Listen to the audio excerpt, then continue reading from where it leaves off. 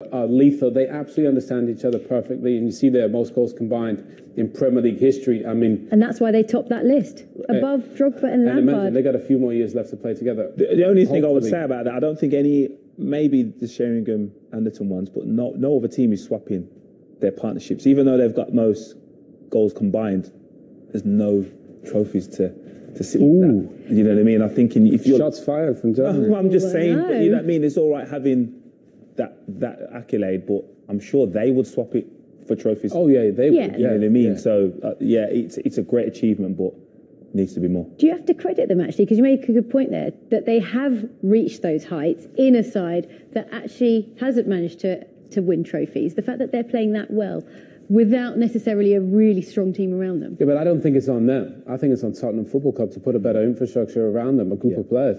I mean, they're two of the best.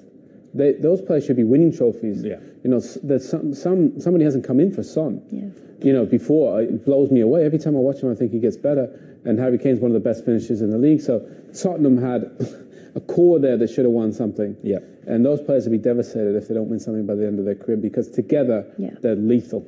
100%. Spurs have struck it rich by having Harry Kane developed through the youth team and not paying his current value for Son, because it would be astronomical, but they haven't then filled the team around them and supported them the way they should, because you should have other world-class players in other positions to then allow them to flourish in every competition. So it was a great win for Spurs today. Let's hear from both managers, starting with Antonio Conte. You said you had a lot of ambitions still left in you, and there were a lot of questions midweek. Do you feel you can still fulfil those ambitions with Tottenham? But our ambitions has to show this desire, and if in every game, and I repeat, you can win or you can lose, but when you show the will, the desire to fight on the ball, to win duels, and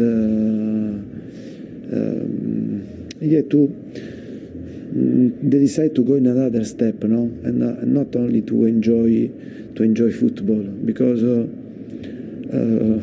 many teams play to enjoy football, but there is a difference if you want to play to win something or to want to play only to enjoy. I think when you win, for sure you enjoy football, and in my experience I want to match this, because I'm not satisfied only to enjoy and not to win. To put it simply, are you worried that teams have worked out how to beat Leeds? Que si está preocupado que los equipos han aprendido a cómo ganarle a Leeds. Bueno, es una interpretación posible. It's a possible interpretation. Because 1 point from the last 18 is that is looking like relegation form right now. Porque un punto de los últimos 18 parece un estado de forma de un equipo que puede descender. También es conclusiones que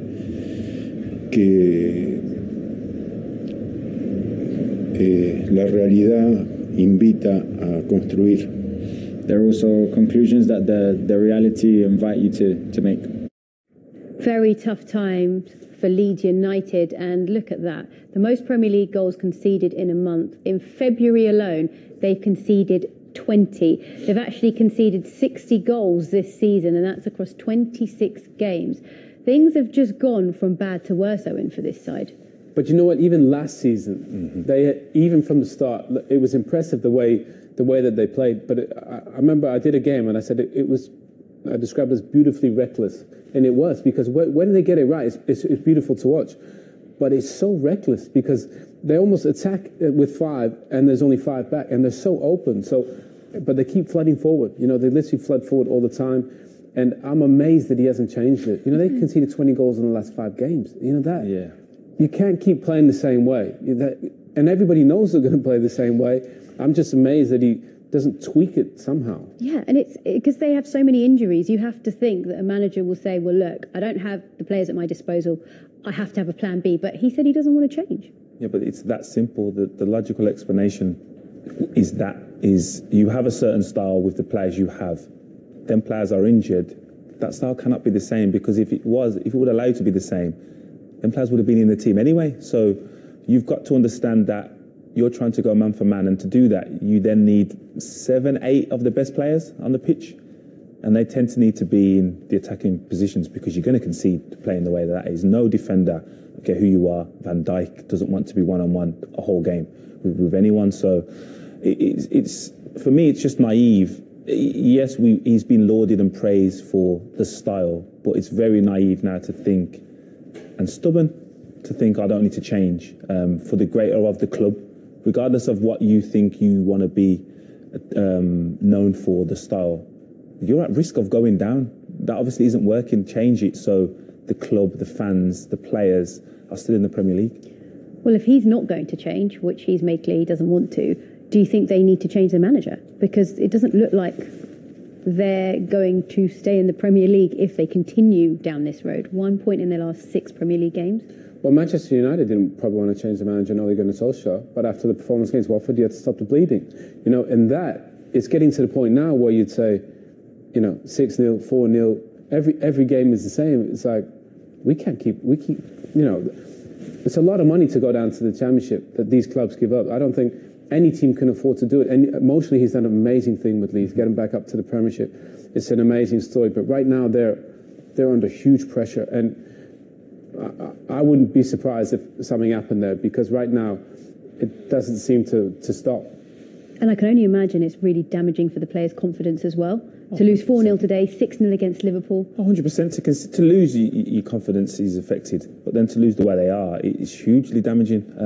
And looking forward, then if he stays in charge, recruiting players is going to be difficult, because that isn't an enjoyable style when you're winning.